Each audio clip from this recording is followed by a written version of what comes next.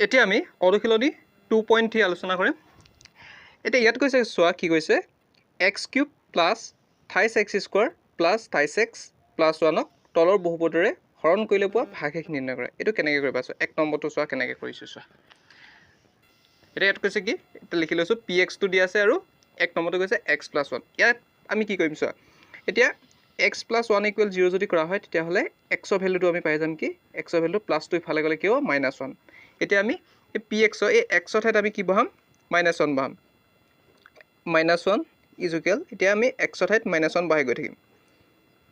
Plus 28 -1 square plus ইয়াৰ ঠাইত কি বহাম 28 এইফালে কি বহাম -1 প্লাছ 1। এইখিনি নিশ্চয় বুজি পাইছা। আমি ইয়াৰ ঠাইত আমি xৰ ঠাইত আমি xৰ মানখিনি বহাই গৈছোঁ। এতিয়া চোৱা ইয়াত কিউব কৰিলে কিমান হ'বগৈ 1 হ'ব, কিন্তু ইয়াত কি হ'ব -7 প্লাছ আকৌ কি হ'ব মাইনাছডাল থাকি যাব -1 হ'ব।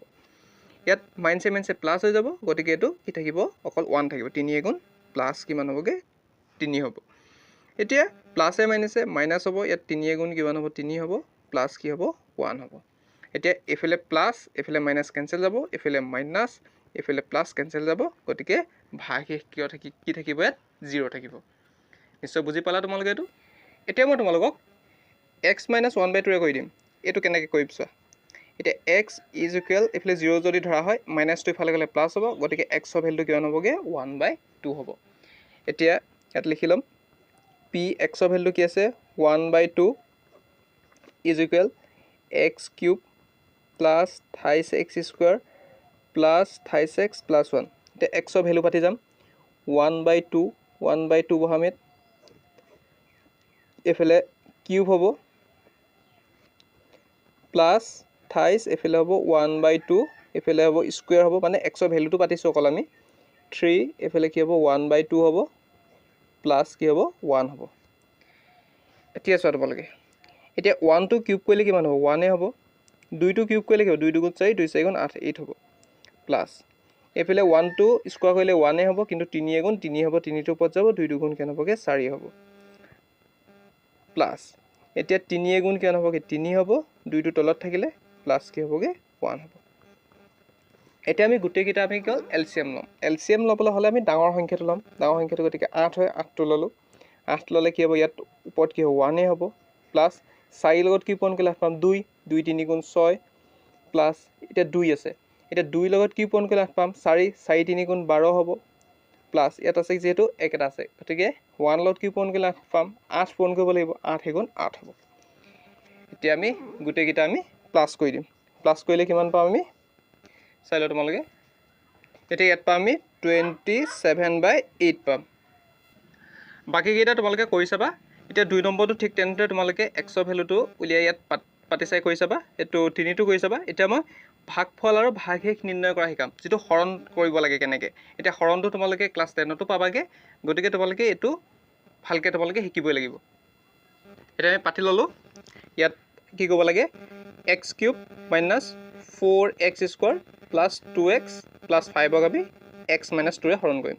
এতিয়া প্ৰথম ইয়াত x আছে, ইয়াত x³ আছে, গতিকে আমি প্ৰথমতে x² এটা পূৰণ কৰিলোঁ। xৰ লগত x² পূৰণ কৰিলে x³ পাম। এতিয়া -2 আছে, -2ৰ লগত x² পূৰণ কৰিলে আমি কিমান পাম -2x²। এইটো স্কোৱাৰ পোনে পোনে স্কোৱাৰ বহাব পাৰিম। এতিয়া আমি এইটো বিয়োগ কৰিম। এই তলৰ চিনটো সদায় মনত ৰাখিবা, এইটো সলনি হয়। এতিয়া মাইনাছ থাকিলে এইটো কি হ'ব প্লাছ হ'ব। এই প্লাছে মাইনাছে কৰিব লাগিব। এতিয়া এইকেইটাটো কেঞ্চেলেই যাব, গতিকে প্লাছে মাইনাছে মাইনাছ হ'ব। এই ডাঙৰ সংখ্যাটোৰ লগত মাইনাছ আছে, গতিকে এইটো মাইনাছ হৈ যাব। এতিয়া 4ৰ পৰা 2 গ'লে থাকিব কিমান থাকিব 2 থাকিব, এইফালে থাকিব x²। মাইনাছ কিয় হ'ল ডাঙৰ সংখ্যাটোৰ লগত মাইনাছ আছিলে। এতিয়া প্লাছ 2x প্লাছ 5 আমি ইয়াত নমাই দিলোঁ। এতিয়া ইয়াত যে মাইনাছ দিয়া হ'ল, গতিকে ওপৰতো আমি কি দিম মাইনাছ দিম। এতিয়া xৰ লগত আমি 2x পূৰণ কৰিলোঁ। xৰ লগত 2x পূৰণ কৰিলে কিমান হ'ব -2x² হ'ব। এতিয়া মাইনাছে মাইনাছে কি হ'ব মাইনাছে প্লাছ হৈ যাব। এতিয়া 2 2 গুণ কিমান হ'বগৈ 4 হ'ব 4x হ'ব। এতিয়া আমি এইটো এতিয়া মাইনাছ কৰি দিম। এতিয়া মাইনাছডাল কি হৈ যাব প্লাছ হ'ব, প্লাছডাল কি হৈ যাব মাইনাছ হ'ব, মানে তলৰ চিনটো আমি ওলোটাকৈ লিখিব লাগে। এতিয়া মাইনাছে প্লাছে মাইনাছ হ'ব। 4ৰ পৰা 2 গ'লে থাকিব কিমান থাকিব 2 থাকিব, 2x থাকিব। ডাঙৰ সংখ্যাটোৰ আগত মাইনাছ আছে, মাইনাছ থাকিব, প্লাছ 5 থাকিব। এলাগে নিশ্চয় বুজি পাইছে। এলাগে ইয়াতো মাইনাছ আছে, গতিকে ওপৰতো কি হ'ব মাইনাছ হ'ব গতিকে ইয়াত x আছে গতিকে মই কি দিম ইয়াত x আছে ইয়াত 2x আছে গতিকে ইয়াত 2 এটা পূৰণ কৰিলোঁ x ৰ লগত 2 পূৰণ কৰিলে কিমান হ'বগে মাইনাছ 2x হ'ব মাইনাছে মাইনাছে কি হ'ব মাইনাছে কি হ'ব প্লাছ হয় 2 দুগুণ কিমান হ'বগে 4 হ'ব এতিয়া ইয়াৰ ভ্যালুটো কিমান পাম এই প্লাছ টু মাইনাছ হ'ব ইয়াৰ ভ্যালুটো কিমান থাকিব 500 পৰা 4 গলে থাকিব 1 থাকিব গতিকে আমি ভাগশেষ কিমান পালো এটো হয় তলটো আমি ভাগশেষ বুলি কওঁ বা ৰিমাইন্ডাৰ কিমান থাকিলে 1 থাকিলে আৰু ভাগফলটো কিমান থাকিলে x² - 2x - 2 থাকিলে এতিয়া মই 5 নম্বৰ এটা কৈ দিছো 5 নম্বৰ একটোকে কৈ দিছো ইয়াত কৈছে কি 3x² - 2x - 40 3x + 10 এৰে হৰণ কৰিব লাগে তোমালোকে বাকি কিটা নিচে কৰিবলৈ চাবা আৰু তোমালোকে মোক কমেন্টত জনাই দিবা পাৰিছা নে পৰা নাই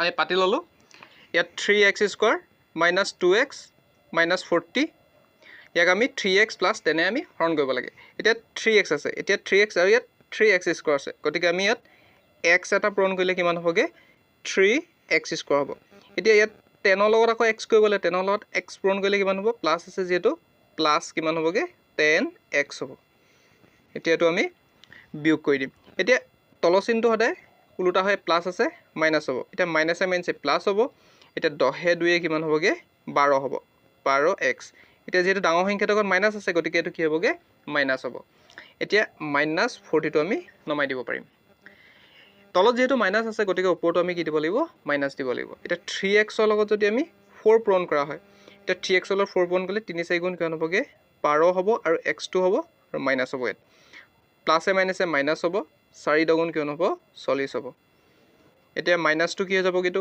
প্লাছ হৈ যাব এটা মাইনাছটো প্লাছ হৈ যাব গতিকে ভাগশেষ কি থাকিব ইয়াত 0 থাকিব একেবাৰে সহজ নহয় নে তোমালোকে ভালকে এটো কিন্তু শিকি লবা ধাপে ধাপে